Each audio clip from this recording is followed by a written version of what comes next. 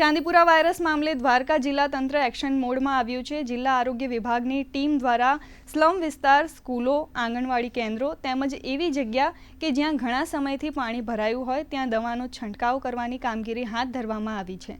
સાથે જ આશા વર્કર બહેનો દ્વારા તમામ ગ્રામ્ય વિસ્તારોમાં સર્વે કરી બાળકોના આરોગ્ય વિશેની માહિતીઓ પ્રાપ્ત કરવામાં આવી રહી છે। જિલ્લા સ્તરની સિવિલ હોસ્પિટલમાં બાળકો માટેનો ખાસ 7 બેડનો આઇસોલેશન વોર્ડ પણ ઊભો કરવામાં આવ્યો છે। જિલ્લામાં તમામ જે આરોગ્ય કર્મચારી છે એને ચાંદીપુરાના રોગના લક્ષણોથી વાકેફ કરાયેલા છે, અવગત કરેલા છે અને સર્વેલન્સ હાથ ધરેલું છે।